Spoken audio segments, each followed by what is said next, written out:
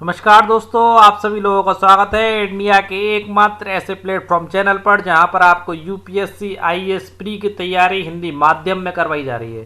क्योंकि दोस्तों यूपीएससी की तैयारी के लिए हिंदी में कंटेंट नहीं मिल पाता है, जिसकी वजह से हिंदी माध्यम के स्टूडेंटों का जो रिजल्ट जा रहा है काफ़ी लो जा रहा है।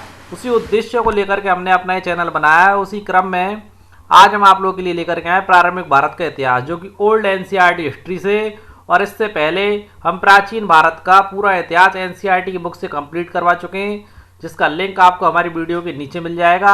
ओके दोस्तों, आज हम आपके रामचरण शर्मा जी की किताब का तीसरा अध्याय लेकर के आए हैं, और ये ओल्ड एनसीईआरटी हिस्ट्री 11वीं क्लास की है, जिसमें प्रारंभिक भारत का परिचय दिया गया है। अध्याय है तीसरा।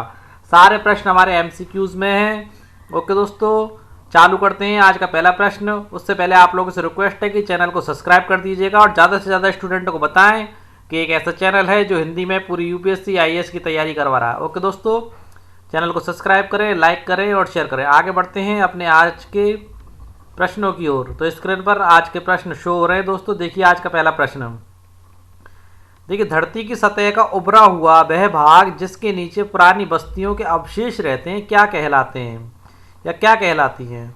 तो देखिए दोस्तों, धरती का वह भाग, जैसे ये हमारी समतल भूमि है और यहाँ से थोड़ा सा उठा हुआ भाग है जिसके नीचे पुरानी बस्तियों के अवशेष होते हैं, क्या कहलाते हैं? टीले कहलाते हैं, पर्वत कहलाते हैं, पहाड़ कहलाते हैं, पठार कहलाते हैं। तो दोस्तों, ऐसे जो भाग होते हैं जिनके नीचे पुरानी बस्तियों के अवशेष पाए जाते हैं वो आपके टीले कहलाते हैं। क्या कहलाते हैं दोस्तों? टीले। और अपनी एनसीईआरटी ज्योग्राफी की क्लास में जब मैंने पढ़ाया था तो आप लोगों को बताया था कि स्थलीय भाग जो आसपास की भूमि से ऊंचे उठे होते हैं, खाली स्थलीय भाग जो आसपास की भूमि से ऊंचे उठे रहते हैं, वो आप लोगों के दोस्तों पहाड़ कहलाते हैं। क्या कहलाते हैं? पहाड़। खाली ऊंचे उठे रहते हैं तो पहाड़ है, और नीचे बस्तियों के अवशेष पाए जा रहे हैं तो टीले। ओके दोस्तों, और देखिए फिर मैंने ये चीज़ भी आप लोगों को बताई थी कि 600 मीटर से अधिक ऊंचाई एवं खड़ी ढाल वाली पहाड़ी को पर्वत कहते हैं। तो आप सारे कॉन्सेप्ट क्लियर कर लीजिएगा कि टीला किसे कहते हैं, पर्वत किसे कहते हैं और पहाड़ किसे कहते हैं। बचा पठार। पठार आपका लुक ऐसा होता है, ऊपर समतल होता है। ये भी मैं आप लोगों को करवा चुका हूँ। आप एनसीईआरटी ज्योग्राफी की वीडियो देख लीजिएगा, वहाँ पर आपको पता चल जाएगा। पर यहाँ पर जितने भी ऑप्शन थे उस सबके विषय मैंने आप लोगों को जानकारी दे दी है। जरा सा भी कन्फ्यूज़न नहीं है आपका इस प्रश्न में, जहाँ तक मैं समझता हूँ। आगे बढ़ते हैं सेकंड प्रश्न की ओर। देखिए, निम्न में से टीले का प्रकार नहीं है। निम्न में से टीले का प्रकार नहीं है। एकल सांस्कृतिक, मुख्य सांस्कृतिक, बहुसांस्कृतिक, द्विसांस्कृतिक। तो दोस्तों, टीले के जो प्रकार है वो द्विसांस्कृतिक टीला नहीं होता है। बाकी का एकल सांस्कृतिक टीला भी होता है, मुख्य सांस्कृतिक टीला भी होता है, बहुसांस्कृतिक टीला भी होता है। अब देखिए क्या अंतर है आपके एकल सांस्कृतिक, मुख्य सांस्कृतिक और बहुसांस्कृतिक में। तो देखिए यहाँ पर देखिए दोस्तों, एकल सांस्कृतिक टीले में सर्वत्र एक ही संस्कृति पाई जाती है। जहाँ पर एक जैसी संस्कृति पाई जा रही है चारों तरफ, वो एकल संस्कृति कहलाता है। यानी एक प्रकार की संस्कृति चारों तरफ पाई जा रही है। और दोस्तों, उसमें कुछ टीले केवल धूसर मृदभांड, मृदभांड आपने देखेंगे मिट्टी के, धूसर मृदभांड संस्कृति के घोतक यानी कि उसको दर्शाते हैं। और कुछ जो सातवाहन वंशता, जो सातवाहन संस्कृति के, और कुछ कुषाण संस्कृति के भी हैं। ये आपके ओनली एकल संस्कृति के अंतर्गत आते हैं। अब देखिए मुख्य संस्कृति के अंतर्गत क्या आता है। देखिए, मुख्य संस्कृति के टीले एक संस्कृति की प्रधानता रहती है। उसमें क्या रहती है? एक संस्कृति की प्रधानता रहती है।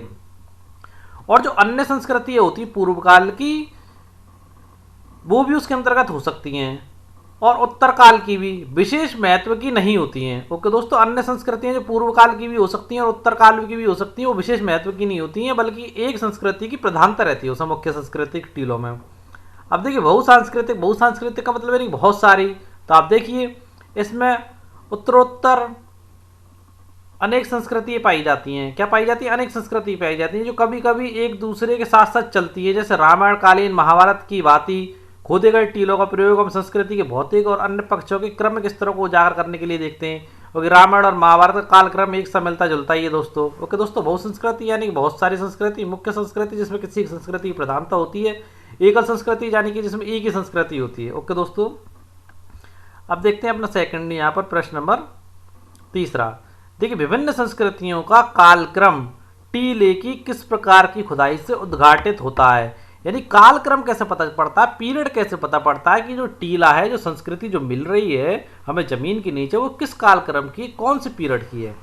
तो किस प्रकार की खुदाई से उनके जो कालक्रम का पता चलता है, तिरछी खुदाई से, अनुलंब खुदाई से, या क्षैतिज खुदाई से, या निम्न में से कोई नहीं। तो दोस्तों मैं आप लोगों को बताना चाहूँगा यहाँ पर अनुलंब यानी कि सीधी खड़ी लंबवत खुदाई, सीधी खड़ी लंबवत खुदाई से हमें उस जो टीला होता है उसके नीचे संस्कृति होती है उसे कालक्रम की जानकारी होती है। और देखिए इस प्रश्न से संबंधित महत्वपूर्ण जानकारी आपको और देता हूँ। देखिए टीले की खुदाई दो तरीके से होती है, एक होती है अनुलंब जिसे हम लंबवत भी कहते हैं, और दूसरी होती है क्षैतिज। अब देखिए अनुलंब में क्या होता है, अनुलंब में उत्खनन का अर्थ है सीधी खड़ी लंबवत खुदाई करना, लंबवत यानी कि बिल्कुल सीधी खड़ी खुदाई करना इस प्रकार से, जिससे कि विभिन्न संस्कृतियों का जो पीरियड होता है, कालक्रम का पता लगाया जा सके। यह सामान्यतः स्थल के कुछ भाग में ही सीमित रहती है दोस्तों। और दोस्तों ये जो अनुलंब खुदाई ये काफ़ी महंगी और काफ़ी कॉस्टली होती है, इसलिए काफ़ी कम भागों में की गई है आज तक भी ये अनुलंब खुदाई। और देखिए क्षैतिज उत्खनन क्या होता है, इसमें सारे टीले की या बहुत बड़े भाग की खुदाई, इस तरह की खुदाई की जाती है, पूरे बहुत बड़े भाग की खुदाई की जाती है। ओके दोस्तों, और देखिए इस तरह की खुदाई से हम उस स्थल की काल विशेष की संस्कृति का पूर्ण आभास या अंदाजा लगा सकते हैं। पूरा अंदाजा हमें किससे लगता है, क्षैतिज उत्खनन से लगता है। आगे बढ़ते हैं दोस्तों अपने अगले प्रश्न की ओर। देखिए प्रश्न नंबर चौथा, निम्न में से किस प्रकार के अवशेषों को खोजना कठिन होता है। देखिए निम्न में से किस प्रकार के अवशेषों को खोजना कठिन होता है। देखिए संस्कृतियों के विषय में बात कर रहे हैं जो जमीन के नीचे पाई जाती हैं, उसी संदर्भ में आपका प्रश्न पूछ रहा है कि जमीन के नीचे या किस प्रकार की जलवायु या कैसी मृदा में हमें अवशेष नहीं प्राप्त होते हैं। तो देखिए सूखी जलवायु वाले क्षेत्रों में, या मध्य गंगा के मैदान और डेल्टाई क्षेत्रों की नम और आर्द्र जलवायु में, या कच्ची मिट्टी से बने भवनों के अवशेषों को, या नम और जलोढ़ क्षेत्रों में। तो दोस्तों आप लोगों को बता देता हूँ जिनके अवशेषों को खोजना कठिन होता है वो है आपके कच्ची मिट्टी से बने भवनों के अवशेष। किसके दोस्तों, कच्ची मिट्टी से बने भवनों के अवशेषों को खोजना काफ़ी कठिन होता है। ओके दोस्तों, देखिए अब पहले पॉइंट के संदर्भ में कुछ बात आपको बताना चाहूँगा। देखिए सूखी जलवायु वाले क्षेत्रों में, देखिए सूखी जलवायु के कारण पश्चिमी उत्तर प्रदेश जो है आपका, राजस्थान और पश्चिम उत्तर भारत के जो सारे के सारे अवशेष सुरक्षित बने रहते हैं। ओके दोस्तों, जो भी पूरा अवशेष है वो वहाँ पर सुरक्षित हैं। क्यों सुरक्षित हैं, क्योंकि वहाँ की जलवायु आपकी सूखी जलवायु है। दोबारा बता देता हूँ, जलवायु सूखी होने के कारण पश्चिमी उत्तर प्रदेश और हमारे राजस्थान और पश्चिमी भारत, पूरे पश्चिमी भारत में जो पूरा अवशेष हैं वो ज़्यादा अधिक सुरक्षित पाए जाते हैं। ओके दोस्तों, और दूसरा पॉइंट नंबर दूसरे के विषय में कुछ जानकारी देता हूँ आपको। देखिए मध्य गंगा के मैदान और डेल्टाई क्षेत्रों की नम और आर्द्र जलवायु में लोहे के औजार भी संरक्षित अवस्था में पाए जाते हैं। ओके दोस्तों, दोबारा सुन लीजिए, मध्य गंगा का जो मैदान है और डेल्टाई क्षेत्र है, वहाँ की नम और आर्द्र जलवायु के कारण जो लोहे के औजार प्राचीन काल के वहाँ पर जो संस्कृतियाँ रहती थी, उनके जो औजार वगैरह पाए जाते हैं वो संरक्षित अवस्था में आज भी पाए जाते हैं। ओके दोस्तों, और देखिए कच्ची मिट्टी के तो आपके पाए नहीं जा सकते। ओके दोस्तों, और देखिए अब फोर्थ पॉइंट के विषय में आप लोग बता देता हूँ। देखिए नम और जलोढ़ क्षेत्रों में तो पक्की ईंटों और पत्थरों के भवनों के जो काल में आकर के ही हमें उत्कृष्ट और प्रचुर अवशेष मिल जाते हैं। ओके दोस्तों, क्या मिल जाते हैं, आपके पक्की ईंटों के और आपके भवनों के काफ़ी उत्कृष्ट और प्रचुर अवशेष, यानी कि प्रचुर यानी पर्याप्त मात्रा में अवशेष आप लोगों को प्राप्त हो जाते हैं। ओके दोस्तों, आगे बढ़ते हैं अपने अगले प्रश्न की ओर। देखिए पश्चिम उत्तर भारत में हुए उत्खनन से कितने वर्ष पहले नगरों का पता चलाता है, यानी कि हमारे पश्चिम उत्तर भारत की बात कर रहा है। अगर आप नक्शे के विषय में नहीं जानते तो आप लोगों को फिर बता देता हूँ। ये दिशा पूरब को बताती है, ये दिशा पश्चिम बताती है, और ये दिशा उत्तर को बताती है, और ये दिशा दक्षिण को बताती है। और जो पश्चिम उत्तर दिशा है वो ये दिशा कहलाती है। इस दिशा के विषय में बात कर रहा है। और यहाँ अगर हम ड्रॉ करें भारत का नक्शा तो कुछ इस प्रकार से हम लोग यहाँ पर एक ह्यूमन बींग्स की तरह आसानी से भारत के नक्शे को ड्रॉ कर सकते हैं। भारत के नक्शे को ड्रॉ कर लिया तो ये आपकी पश्चिम उत्तर दिशा हो गई। देखिए पश्चिम उत्तर में हुए उत्खननों से कितने वर्ष पुराने नगरों का पता चलता है। देखिए जिनकी स्थापना लगभग 2500 ईसा पूर्व में हुई है उनका, या जिनकी स्थापना लगभग 2000 ईसा पूर्व में हुई है उनका, या फिर जिनकी स्थापना लगभग 1800 ईसा पूर्व में हुई है उनका, या फिर जिनकी स्थापना 1500 ईसा पूर्व में हुई है उनका। तो दोस्तों इस प्रश्न का सीधा सा उत्तर है जिनकी स्थापना 2500 ईसा पूर्व में हुई है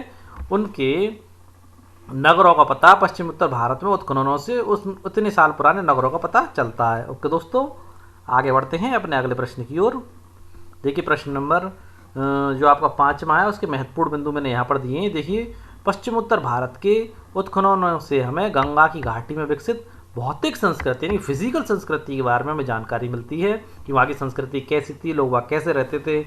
ओके दोस्तों, इससे पता चलता है कि उस समय के लोग जिन बस्तियों में रहते थे उनका ढांचा कैसा था, वे किस प्रकार के मृदभांड यानी मिट्टी की जो होते थे बर्तन वगैरह उपयोग में लिया करते थे। ओके, अब बढ़ते हैं अपने प्रश्न नंबर 6 की ओर। देखिए भारत के कुछ लोग मृत व्यक्तियों के शव के साथ औजार, हथियार, मिट्टी के बर्तन आदि चीजें भी कब्र में गाड़ते थे एवं उसके ऊपर एक घेरे में बड़े बड़े पत्थर खड़े कर दिए जाते थे। उसे क्या कहा जाता था? पाषाण कहा जाता था, महापाषाण कहा जाता था, आदि पाषाण कहा जाता था या पुरातत्व कहा जाता था।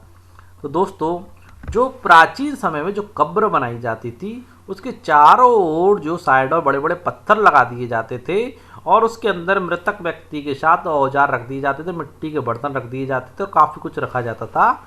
तो दोस्तों, उसे महापाषाण कहा जाता था। क्या कहा जाता था? महापाषाण। यानी कि यहाँ पर आपका ऑप्शन दूसरा सही है। इंग्लिश में इसे मेगालिथ कहते हैं। मेगालिथ आप लोग नहीं जानते तो मैं लिख देता हूँ, मेगालिथ भी कहा जाता है इंग्लिश में। इसे क्या कहते हैं? मेगालिथ। अब देखिए, यहाँ जो मैंने महापाषाण का चित्र लगाया है मैंने एनसीईआरटी से लिया है, एनसीईआरटी क्लास 6 चैप्टर 4 से लिया है, जो मैं आपकी एनसीईआरटी क्लास 6 चैप्टर 4 में आपको पहले पढ़ा चुका हूँ। इसमें भी आप लोग देख पा रहे होंगे कि बड़े बड़े प्रस्तर यानी कि बड़े बड़े पत्थरों को चारों तरफ से रखा गया है। ये महापाषाण का चित्र है और देखिए चारों तरफ से कवर्ड किया गया और बीच में एक होल भी है। हो सकता है संभवतः यहाँ तक पहुँचने का आने जाने का रास्ता इन लोगों ने रखा हो और अंदर आपको सामान रखे हुए भी दिखाई दे रहे होंगे। ये क्या? महापाषाण यानी कि कब्र है उस समय की। ओके दोस्तों, आगे बढ़ते हैं अपने अगले प्रश्न की ओर। देखिए, महापाषाण के संबंध में कुछ और चीज़ें देखिए महापाषाण मेगालिथ होते हैं। हालांकि सभी महापाषाण इस श्रेणी में नहीं आते। इनकी खुदाई बताती है कि लोह युग की शुरुआत होने पर दक्कन के लोग किस प्रकार का जीवन व्यतीत करते थे। और देखिए यहाँ पर मैंने 4th नंबर का ऑप्शन लिया था, जिससे मैंने आप लोगों को बताया था पुरातत्व। पुरातत्व क्या होता है उसके विषय में मैंने यहाँ पर आपको जानकारी देने का प्रयास किया है।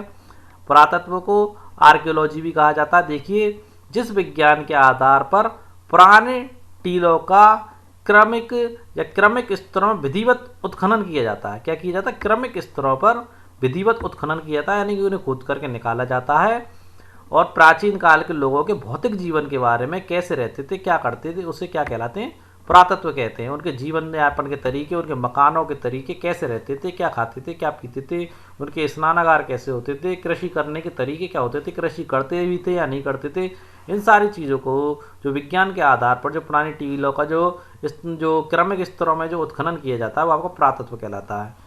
ओके दोस्तों, हर पॉइंट को मैं आप लोगों को क्लियर करता जा रहा हूँ जिससे कि आपका जरा सा भी कन्फ्यूजन ना रहे। देखिए दोस्तों, अगला प्रश्न। देखिए, काल निर्धारण। कोई भी सभ्यता मिली तो उसका काल का निर्धारण कैसे किया जाता है? देखिए, काल निर्धारण की विधि यानी कि जो तरीका है, जो रेडियो कार्बन पद्धति है, जो C14 पद्धति के नाम से भी जाना जाता है दोस्तों। तो देखिए, काल निर्धारण की विधि रेडियो कार्बन के संदर्भ में निम्नलिखित में से कौन सा कथन असत्य है? दोस्तों, प्रश्न देने वाला कभी ये नहीं सोचता कि आप लोग रेडियो कार्बन पद्धति के विषय में जानते ही नहीं हैं, पर मैं आपको पूरी जानकारी देना चाहता हूं जिससे आपका क्वेश्चन गलत ना। बिल्कुल प्रश्न आपको ऐसे ही मिलेगा कि काल निर्धारण की विधि रेडियो कार्बन के संदर्भ में निम्नलिखित में से कौन सा कथन असत्य है। अब आप रेडियो कार्बन विधि को ही नहीं जानते और काल निर्धारण क्या होता है इस बात को ही नहीं जानते, तो आप कभी भी आंसर नहीं दे सकते। प्रश्न का जो रूप है आजकल बदल करके आ रहा है, डायरेक्ट फैक्ट के क्वेश्चन नहीं पूछे जाते दोस्तों। और यहाँ मैं आप लोगों को पूरी जानकारी दे रहा हूँ जिससे कि आप प्रश्न को भी समझ सकें, प्रश्न का रूप समझ सकें, जिससे कि अगर पेपर में आपका ऐसा क्वेश्चन आ जाता है तो आप गलत करके ना आए। देखिए, रेडियो कार्बन विधि जो है आपकी C14 पद्धति कहलाती है दोस्तों। जो कोई भी सभ्यता मिलती है उसकी खुदाई में पता करने के काम में आती है कि वो कितने साल पुरानी है। ओके दोस्तों, ये असत्य कथन पूछ रहा है उसके संदर्भ में। तो देखिए, ये कार्बन का रेडियोधर्मी समस्थानिक यानी आइसोटॉप है जो सभी प्राणवान वस्तुओं में विद्यमान रहता है। तो दोस्तों, प्राणवान सभी वस्तुओं में आइसोटॉप विद्यमान रहता है। ये लोग आप जानते होंगे, नहीं जानते तो अब जान लीजिए। ओके दोस्तों, आगे देखिए, जब कोई वस्तु जीवित रहती है या कोई सभ्यता जीवित रहती है तो C14 के 6 की प्रक्रिया के साथ हवा और भोजन की खुराक से उस वस्तु में C14 का समन्वय भी होता है। दोस्तों जब कोई वस्तु जीवित होती है, आज हम इस पीरियड में जी रहे हैं 21वीं सदी में, तो दोस्तों आज के समय में हमारे साथ साथ C14 का समन्वय भी होता है। वर्षों बाद हमारी मृत्यु के पश्चात वर्षों बाद इन जगहों को खोदा जाएगा, तो C14 पद्धति से पता कर पाएंगे कि हम कितने साल पुराने ये सभ्यता हम लोगों की थी या नहीं थी। अब देखिए, अब कैसे पता करते हैं वो और जान लीजिए। देखिए C14 पद्धति होती है, उसका आधा जीवन 5568 वर्षों का होता है। ओके दोस्तों, पूरा जीवन के लिए आप लोग इसको डबल कर लेंगे। अब देखिए, जब C14 पद्धति का आधा जीवन ही 5568 वर्षों का होता है, यानी कि अगर कोई वस्तु 5568 वर्ष पहले निष्प्राण हो गई है, यानी कि वो प्राण विहीन हो गई है, तो उसकी C14 धारिता उस समय की तुलना में कितनी रह जाएगी दोस्तों? चौथाई रह जाएगी या और कुछ होगा? तो दोस्तों यहाँ पर ये जो आपका कथन है असत्य दिया गया है, क्योंकि जो C14 है वो आपकी 5568 वर्षों में आधी होती है। कितनी होती है दोस्तों? 5568 वर्षों में आधी होती है। तो दोस्तों कोई चीज़ अगर 5500 वर्ष पहले निष्प्राण हो गई है, तो दोस्तों उसकी सी धारिता कितनी होगी? 1/4 तो नहीं होगी, आधी होगी दोस्तों। कितनी होगी? 1/2, क्योंकि इतने साल बाद आधी होगी उसकी C14 की उम्र। ओके दोस्तों, यानी कि सपोज करके चलें C14 की जो हाफ उम्र है वो 5568 है। ओके दोस्तों, कितनी है? हाफ, 1/2। अब प्रश्न क्या क्या कर रहा है, यदि अगर कोई वस्तु 5000, अब ये कोई वस्तु थी, सपोज करके चलिए ये मैंने एक पेन रखा। ओके दोस्तों, ये पेन इतने वर्ष पहले, यानी कि ये वाला टाइम निकल गया, पूरा निकल गया, तो कितनी होगी दोस्तों? तो उसमें कार्बन की जो धारिता है कार्बन डेटिंग पद्धति से कितनी पता पड़ेगी कि सब कार्बन डेटिंग पद्धति में आधी हो चुकी है, वो ना कि 1/4। और दोस्तों ये और जान लीजिए 1/4 को कब होगी? यदि दोस्तों आप लोगों को एक एग्जाम्पल दे देता हूँ, यदि कोई वस्तु 11,136 वर्ष पहले, कितने? 11,136 वर्ष पहले निष्प्राण हो गई है, तो उसकी C14 धारिता उस समय की तुलना में चौथाई रह जाएगी। ओके दोस्तों, चौथाई अब रहेगी, क्योंकि ये समय आपका 5568 से ज़्यादा का निकल चुका है। ओके दोस्तों, और डबल भी एक, ओके दोस्तों, चौथाई हो जाती है। कहने का मतलब तात्पर्य मात्र इतना सा है। अब बढ़ते और बाकी की आप कैलकुलेशन करके आसानी से लगा ही सकते हैं। आगे देखिए दोस्तों, देखिए प्रश्न नंबर 8वां, राजस्थान और कश्मीर में कृषि का प्रचलन लगभग 7000 ईसा पूर्व से लेकर के 6000 ईसा पूर्व में भी था। यह तथ्य निम्नलिखित में से किस विधि द्वारा पता लगाए जाते हैं? ओके दोस्तों, बड़ा ही महत्वपूर्ण और बड़ा अच्छा प्रश्न है। जिस प्रकार से C14 पद्धति द्वारा किसी भी चीज़ की कार्बन डेटिंग की जाती है, तो दोस्तों कृषि और पेड़ पौधों के संबंध में क्या विधि है जिससे पता लगाया जाता है कि साहब इतने साल पुराने गेहूं का दाना है, इतने साल पहले यहाँ पे कृषि की जाती थी? बड़ा महत्वपूर्ण प्रश्न है। और देखिए, राजस्थान और कश्मीर में कृषि का प्रचलन लगभग 7000 से 6000 ईसा पूर्व में भी था। यह तथ्य किस विधि के आधार पर पता लगाया जाता है? देखिए, रेडियो कार्बन पद्धति के आधार पर, या पराग के विश्लेषण के द्वारा, या विकल्प पहले और दूसरे यानी कि रेडियो कार्बन और पराग दोनों के द्वारा, निम्न में से कोई नहीं। तो दोस्तों कृषि के लिए आपकी पराग के विश्लेषण द्वारा इस बात का पता लगाया जाता है। किसके द्वारा पता लगाया जाता है? पराग के विश्लेषण द्वारा। देखिए दोस्तों, पौधों के अवशेषों का जो होता है परीक्षण कर विशेषतः पराग के विश्लेषण द्वारा जलवायु और वनस्पति का इतिहास पता लगाया जाता है। दोस्तों किसके द्वारा? पराग के विश्लेषण द्वारा जलवायु और वनस्पति का इतिहास पता लगाया जाता है। वनस्पति में आपकी पेड़ पौधे सारी चीज़ें आ जाती हैं। अब देखिए, सिक्कों के अध्ययन को क्या कहा जाता है? एपिग्राफी, न्यूमिस्मेटिक्स, या मुद्रा शास्त्र, या विकल्प दूसरा और तीसरा? देखिए, एपिग्राफी तो आपका अभिलेखों का जो हम अध्ययन करते हैं वो एपिग्राफी कहलाता है। क्या कहलाता है? अभिलेखों का अध्ययन एपिग्राफी कहलाता है। और देखिए, सिक्कों के अध्ययन को मुद्रा शास्त्र कहा जाता है। मुद्रा शास्त्र हिंदी में कहते हैं, इंग्लिश में कहते हैं न्यूमिस्मेटिक्स, यानी कि आपका जो विकल्प दूसरा और तीसरा दोनों सही है।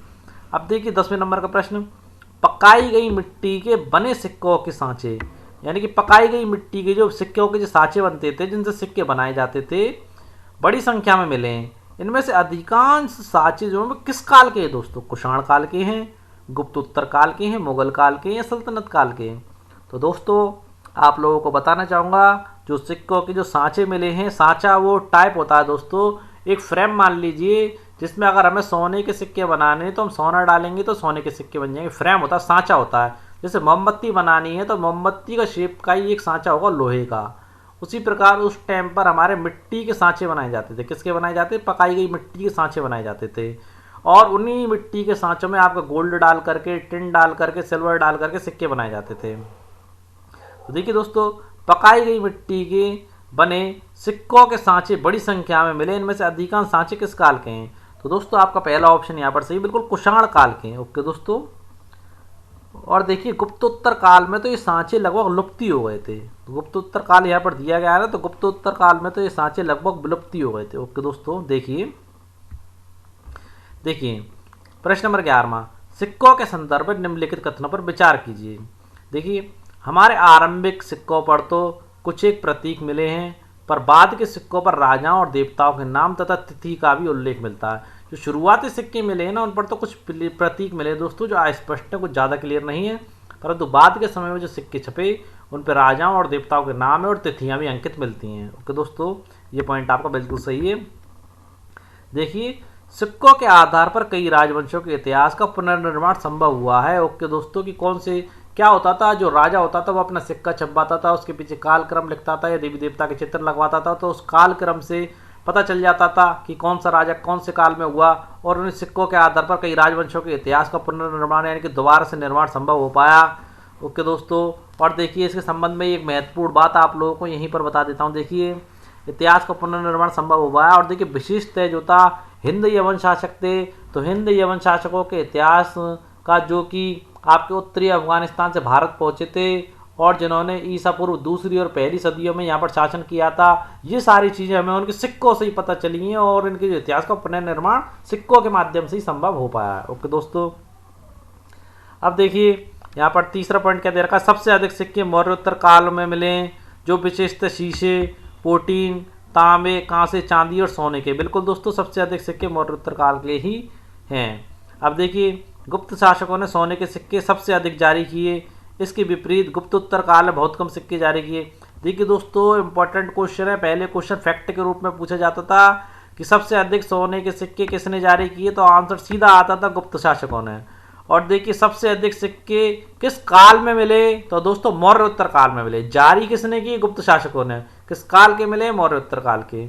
और देखिए सोने के सिक्के के विषय बात करें तो गुप्त काल दोस्तों भारत का स्वर्ण काल भी कहा जाता है, तो आप ऑटोमेटिकली समझ सकते हैं कि सोने के सिक्के किस समय में ज़्यादा जारी किए होंगे।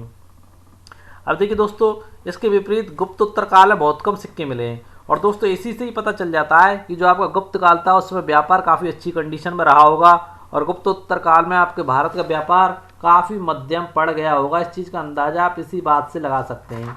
ओके दोस्तों, एक बात यहीं पर आप लोगों को और बताता जाता हूँ। देखिए दोस्तों कि व्यापार वाणिज्य विशिष्ट मौर्योत्तर काल और गुप्त काल के जो भाग था उसमें काफ़ी फला फूला था। और इसके विपरीत आपका जो गुप्तोत्तर काल था, गुप्तोत्तर काल से जो सिक्के जो बहुत कम मिलते हैं, उससे यह प्रतीत होता है दोस्तों कि उन दोनों में जो व्यापार था और जो वाणिज्य था वो काफ़ी शिथिल यानी कि स्लो हो गया था। ओके दोस्तों, आगे बढ़ते हैं। देखिए दोस्तों यहाँ देखिए प्रश्न नंबर 12वां।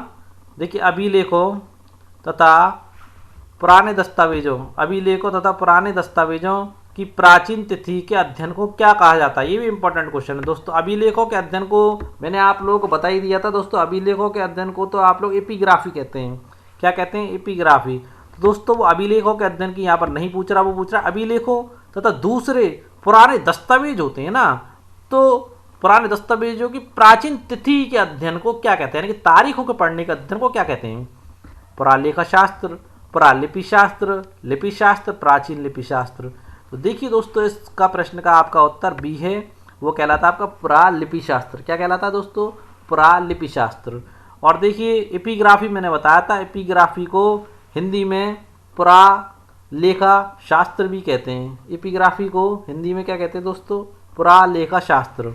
जो अभिलेखों का अध्ययन किसके अंतर्गत किया जाता है दोस्तों? पुरालेखा शास्त्र यानी कि एपिग्राफी में। और दोस्तों जो दस्तावेजों की जो प्राचीन तारीख है और अभिलेखों की जो प्राचीन तारीख है उसका अंतर्गत पुरालिपि शास्त्र में किया जाता है। किस में किया जाता है? पुरालिपि शास्त्र में। और इसे इंग्लिश में कहते हैं, आप लोग लिखना चाहें तो लिख लेना, इंग्लिश में ये कहलाती है आपकी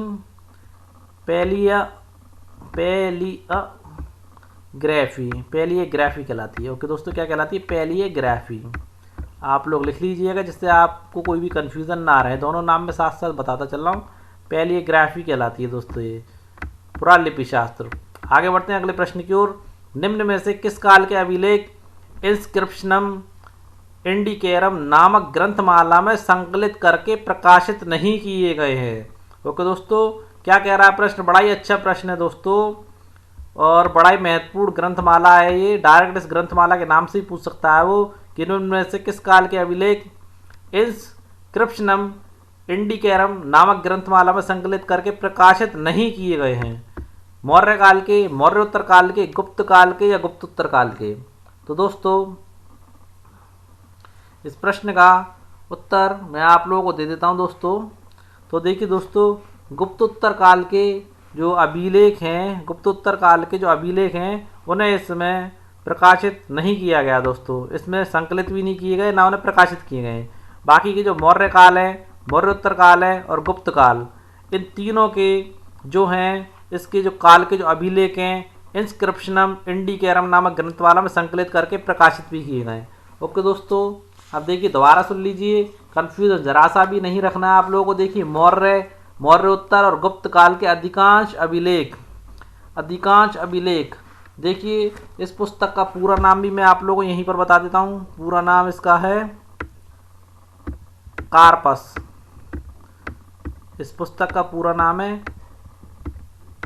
इस पुस्तक का पूरा नाम आपका है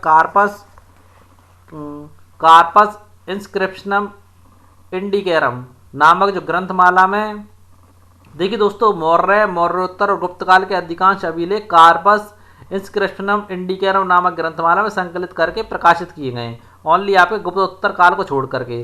देखिए गुप्तोत्तर काल के जो अभिलेख हैं अभी तक इस प्रकार सुव्यवस्थित ढंग से संकलित भी नहीं किए गए। जब संकलित ही नहीं किए गए दोस्तों तो प्रकाशित तो तब होंगे। ओके दोस्तों, आगे बढ़ते हैं अपने अगले प्रश्न की ओर। देखिए प्रश्न नंबर 14 में अच्छा प्रश्न है ये, और काफ़ी प्रश्न सॉल्व होते हैं यहाँ से आपके। देखिए एक सूची प्रथम को सूची सम्मिलित कीजिए और कूट का मिलान कीजिए। देखिए सिंधु संस्कृति में लेखन की शुरुआत कब हुई थी? दोस्तों मैं आप लोगों को बता देता हूँ, हमारी सिंधु घाटी सभ्यता थी, सिंधु संस्कृति थी, उसमें लेखन की शुरुआत 3री सहस्राब्दी ईसा पूर्व में हुई थी। कब हुई थी? 3री सहस्राब्दी ईसा पूर्व में हुई थी। देखिए अभिलेखों में प्राकृत भाषा का प्रयोग कब से मिलना प्रारंभ होता है? देखिए अभिलेखों में प्राकृत भाषा का प्रयोग ईसा पूर्व 3री सदी में। कब मिलता है? ईसा पूर्व 3री सदी में। ओके दोस्तों, अब देखिए अभिलेखों में संस्कृत भाषा का प्रयोग आपको कब से देखने को मिलता है या कब से प्रारंभ हुआ था? देखिए आपकी संस्कृत भाषा का प्रयोग ईसा की 2री सदी में। कब मिलना प्रारंभ हुआ? ईसा की 2री सदी में। अब देखिए अभिलेखों में प्रादेशिक भाषा कब आप लोगों को देखने को मिलती है? तो देखिए अभिलेखों में प्राकृत भाषा 9वीं से लेकर के 10वीं शताब्दी के अभिलेखों में आप लोगों को देखने को मिलती है। तो देखिए ऑप्शन देखिए, पहले का दूसरा, पहले का दूसरा, और देखिए दूसरे का पहला, दूसरे का पहला, और देखिए तीसरे का चौथा, ये नहीं है। तो देखिए पहले का दूसरा और दूसरे का पहला और तीसरे का चौथा और चौथे का तीसरा, यानी कि यहाँ पर आपका ऑप्शन जो है वो डी बिल्कुल सही है। आगे बढ़ते हैं अपने अगले प्रश्न की ओर। देखिए प्रश्न नंबर 15 में सम्राट अशोक के संदर्भ में निम्नलिखित कथनों पर विचार कीजिए। देखिए अशोक के शिलालेख ब्राह्मी लिपि तथा खरगोष्ठी लिपि में लिखे गए हैं। देखिए दोस्तों अशोक के जो शिलालेख हैं ब्राह्मी लिपि और खरगोष्ठी लिपि में लिखे गए हैं। ओके दोस्तों, अब देखिए मैं आप लोग एक चीज़ बता देता हूँ यहीं पर, जो आपकी जो ब्राह्मी लिपि है, यह लिपि जो है आपकी बाएं से दाएं लिखी जाती है। ब्राह्मी लिपि क्या कहाँ से लिखी जाती है? बाएं से दाएं। लिख लेना अगर आप लोग नहीं जानते हैं, यानी कि यहाँ से चल करके यहाँ आती है, बाएं से दाएं, यानी कि ये यहाँ से यहाँ आती है। ओके दोस्तों, बाएं ये है आपका और दाएं ये रहा, तो आपकी बाएं से दाएं लिखी जाती है। और देखिए जो खरगोष्ठी लिपि है, खरगोष्ठी लिपि है वो दाएं से बाएं जाती है। खरगोष्ठी लिपि आपके राइट हैंड से लेफ्ट हैंड की तरफ जाती है। ओके दोस्तों, ये पॉइंट आपका बिल्कुल सही है।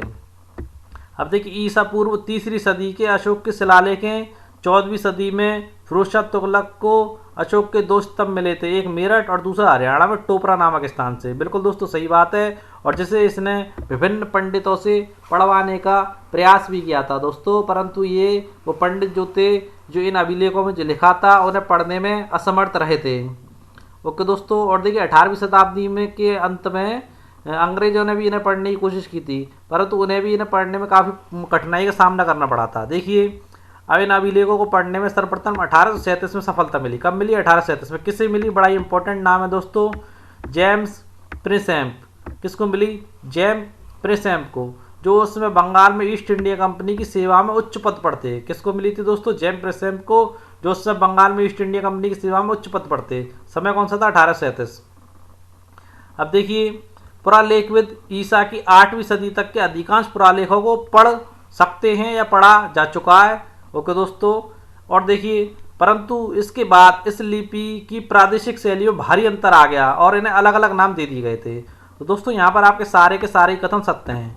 आगे बढ़ते हैं अपने अगले प्रश्न की ओर। देखिए, अशोक के अभिलेख किस कोटि में आते हैं? देखिए दोस्तों, अशोक के अभिलेख किस कोटि में आते हैं? बड़ा ही बेहतरीन प्रश्न है। देखिए, अधिकारियों और जनता के लिए जारी किए गए सामाजिक, धार्मिक और प्रशासनिक राज्य आदेश और निर्णयों की सूचना वाले अभिलेखों के अंतर्गत आते हैं, या फिर आपके जैन, बौद्ध, वैष्णव, शैव आदि संप्रदायों के अनुयायियों द्वारा भक्ति भाव से स्थापित स्तंभों, प्रस्तर फलकों, मंदिरों और प्रतिमाओं पर उत्कीर्ण अनुष्ठानिक अभिलेखों के अंतर्गत आते हैं, या राजाओं और विजेताओं के गुणों और कीर्तियों का बखान है परंतु उनकी पराजय और कमजोरियों कोई जिक्र नहीं है। ओके दोस्तों, या निम्न में से कोई नहीं। तो देखिए दोस्तों, अशोक के शिलालेख के विषय में बता देता हूँ कि अशोक के जो शिलालेख हैं अधिकारियों और जनता के लिए जारी किए गए हैं, जो कि सामाजिक, आर्थिक, प्रशासनिक, राज्यों के आदेशों और निर्णय की सूचनाएं उसके अंतर्गत रहती हैं। ओके दोस्तों, इस प्रकार के अभिलेख हैं अशोक के, इस कोटि में आते हैं अशोक के अभिलेख, यानी कि धार्मिक, सामाजिक और प्रशासनिक, राज्य आदेश और निर्णय की सूचना वाले कोटि में आपके अशोक के अभिलेख आते हैं। और देखिए, दूसरी कोटि कौन सी होती है? दूसरी कोटि आपकी होती है अनुष्ठानिक अभिलेखों की। कौन सी होती है? अनुष्ठानिक अभिलेखों की।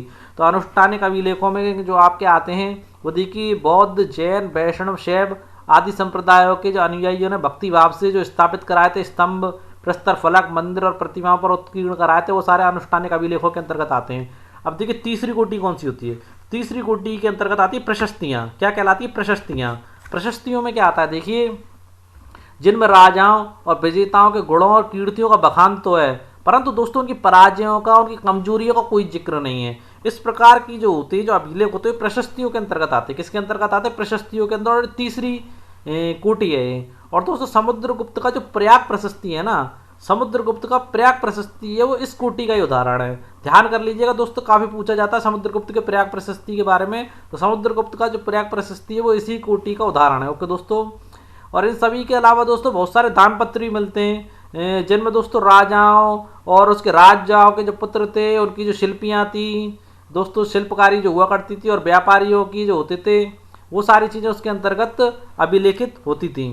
ओके दोस्तों, तो यहाँ पर कौन सा सही नहीं, निम्न में से कोई नहीं। तो दोस्तों यहाँ पर तो सारे, यहाँ हमारा पहला, दूसरा, अशोक के पहला हमने बता ही दिया। अशोक के जो अभिलेख हैं आपके पहले वाले की कोटि के अंतर्गत आते हैं।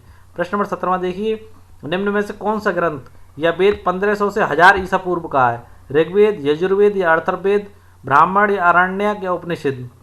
तो दोस्तों आप लोगों को बता देता हूँ मैं, जो ऋग्वेद है वो आपका 1500 से लेकर के 1000 ईसा पूर्व का है। बाकी का आपका यजुर्वेद, अथर्ववेद, जो आपके ब्राह्मण और आरण्यक और जो उपनिषद हैं, इसका समय मैं आप लोगों को और बता देता हूँ दोस्तों। इसका समय आपका 1000 से लेकर के 500 ईसा पूर्व का है। ओके दोस्तों, आप लोग लिख लीजिएगा, इसका समय 1000 से लेकर के 500 ईसा पूर्व का है। बिल्कुल भी गलती मत करना, काफ़ी इंपॉर्टेंट महत्वपूर्ण सूचना है, वो भी ओल्ड एनसीईआरटी की बुक द्वारा, और जिससे कोई भी बोर्ड गलत नहीं कर सकता है। और एनसीईआरटी की बुक आपकी यूपीएससी का बेस मानी जाती है। ओके दोस्तों, आगे बढ़ते हैं अगले प्रश्न की ओर। देखिए, प्रश्न नंबर 18, स्रोत सूत्र और ग्रह सूत्र के संदर्भ में निम्नलिखित कथनों में से कौन सा कथन असत्य है? असत्य कथन पूछ रहा है। तो दोस्तों पहली बात तो ये है कि अगर इस टाइप का प्रश्न आ जाएगा तो आप लोग तो यही नहीं जानेंगे स्रोत सूत्र और ग्रह सूत्र क्या होता है। तो दोस्तों आप प्रश्न का उत्तर ही नहीं दे सकते। तो पहले आपको जानकारी होनी चाहिए कि स्रोत सूत्र और ग्रह सूत्र क्या होता है। ओके दोस्तों, देखिए दोस्तों, राजाओं के द्वारा और 3 उच्च वर्णों धनाढ्य पुरुषों द्वारा अनुष्ठेय सार्वजनिक यज्ञों के विधि विधान किसके अंतर्गत आते हैं दोस्तों? गृह सूत्र में दिए गए। ये बिल्कुल गलत दे रखा है दोस्तों। राजाओं के द्वारा और 3 उच्च वर्णों यानी कि धनाढ़ पुरुषों द्वारा अनुष्ठेय सार्वजनिक यज्ञों के विधि विधान जो आपके दे रखे हैं वो श्रौत सूत्र में दे रखे हैं। किस में दे रखे हैं दोस्तों? श्रौत सूत्र में दे रखे हैं। यहाँ पर आपका पहला जो ऑप्शन दे रखा है बिल्कुल गलत है, क्योंकि ये सारी चीज़ें आपकी श्रौत सूत्र के अंतर्गत दे रखी हैं। जो आपके धनाढ़ पुरुषों द्वारा जो अनुष्ठान किए जाते थे, सार्वजनिक यज्ञ किए जाते थे, और जो 3 उच्च वर्ण है उनके द्वारा जो अनुष्ठान किए जाते थे, और राजाओं के द्वारा जो अनुष्ठान किए जाते थे, जो यज्ञ किए जाते थे, जो विधि विधान है वो आपके श्रौत सूत्र के अंतर्गत दिए गए। ओके दोस्तों, अब देखिए जात कर्म। जात कर्म के बारे में वैसे आप सभी लोग जानते होंगे, वैसे अगर नहीं जानते तो ये आपके बता देता हूँ। जात कर्म क्या होता है? जन्म अनुष्ठान होते हैं। क्या होता है? जन्म अनुष्ठान। और नामकरण, उपनयन संस्कार होता है हम लोगों के यहाँ, विवाह, श्राद्ध आदि घरेलू या पारिवारिक अनुष्ठानों का विधि विधान आपका श्रौत सूत्र में नहीं आता दोस्तों, ये गृह सूत्र में आता है। क्योंकि ये सारे के गृहस्थी संबंधित कार्य हैं, तो किसके अंतर्गत आते हैं? गृह सूत्रों के अंतर्गत आते हैं। यानी कि यहाँ पर आपका दूसरा ऑप्शन भी गलत दे रखा है। ओके दोस्तों, पर मैंने आप लोगों को बता दिया कि श्रौत सूत्र और गृह सूत्र में क्या आता है। ओके दोस्तों, अब देखिए राज्य अभिषेक के कई आडंबरपूर्ण अनुष्ठान श्रौत सूत्र में वर्णित हैं। बिल्कुल दोस्तों सही बात है, राज्य अभिषेक के जितने भी आडंबरपूर्ण अनुष्ठान है वो श्रौत सूत्र में वर्णित है। उसी प्रकार दोस्तों हमारे शिवाजी महाराज जो महाराष्ट्र से हुए थे, इन्हें शासक बनाने के लिए, शपथ दिलाने के लिए कोई ब्राह्मण एग्री नहीं हुआ था, क्योंकि उन लोगों को लगता था कि शिवाजी महाराज जो है उच्च वंश से ताल्लुक नहीं रखते।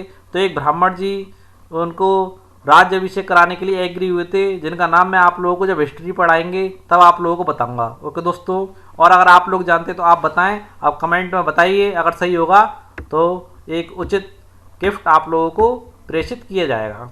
देखिए श्रौत सूत्रों और गृह सूत्रों दोनों ईसा पूर्व 600 से 300 के आसपास के हैं। बिल्कुल दोस्तों, श्रौत सूत्र और आपके गृह सूत्र दोनों ईसा पूर्व 600 से 300 के आसपास हैं।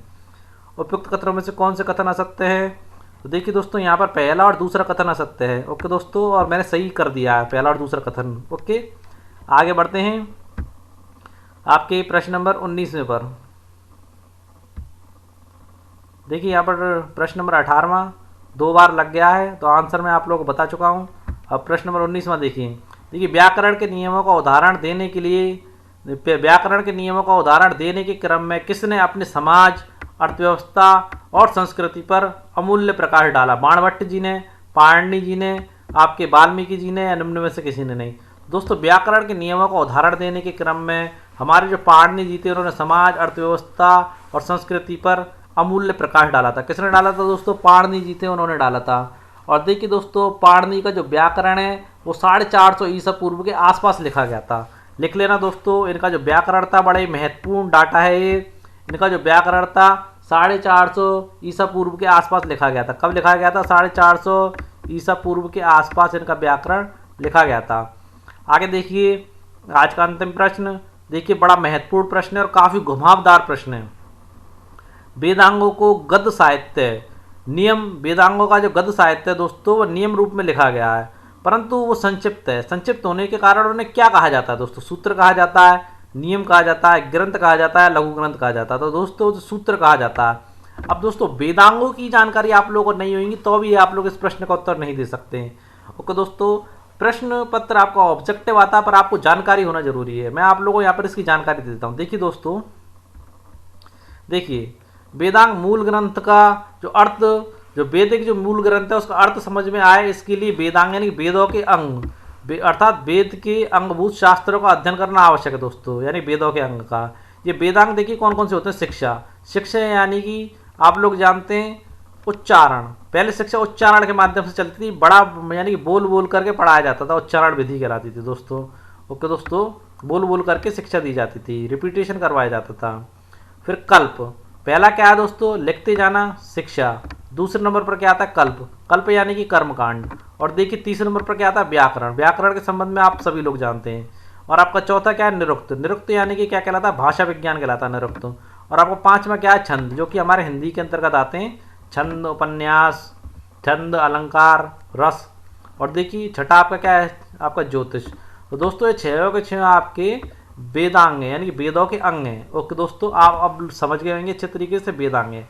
अब देखिए इनमें से प्रत्येक शास्त्र के चतुर्दिक यानी कि चारों दिशाओं में प्रचुर साहित्य विकसित हुए हैं, इसके प्रत्येक शास्त्र पर यानी प्रत्येक अंग पर।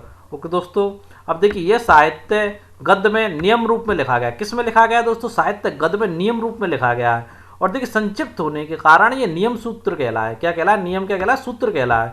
ये जो नियम थे काफी संक्षिप्त थे। देखिए दोबारा सुन लीजिए, साहित्य में जब इन्हें लिखा गया नियम रूप में तो काफी संक्षिप्त थे। तो काफी संक्षिप्त होने के कारण जो नियम थे ये सूत्र कहलाए। क्या कहलाए दोस्तों? सूत्र। ओके दोस्तों, इस जो चैप्टर है आपका थर्ड, इसमें काफ़ी अच्छे अच्छे प्रश्न है दोस्तों, इसलिए इसकी वीडियो हम 2 पार्टों में लेकर के आएंगे जिससे आप लोग पूरा अच्छे से पढ़ सकें और कोई भी महत्वपूर्ण प्रश्न इसमें से आप लोगों का रहे नहीं। ओके दोस्तों, कल फिर मिलते हैं अपनी ऐसी एक अच्छी वीडियो के साथ। तब तक के लिए दोस्तों हमारे चैनल को लाइक करें, शेयर करें और दोस्तों सब्सक्राइब करना तो बिल्कुल ना भूलें और ज़्यादा से ज़्यादा जो लोगों को ऐड करें। ओके दोस्तों, कल फिर मिलते हैं दोस्तों ऐसी अपनी एक अच्छी वीडियो के साथ। तब तक के लिए जय हिंद दोस्तों।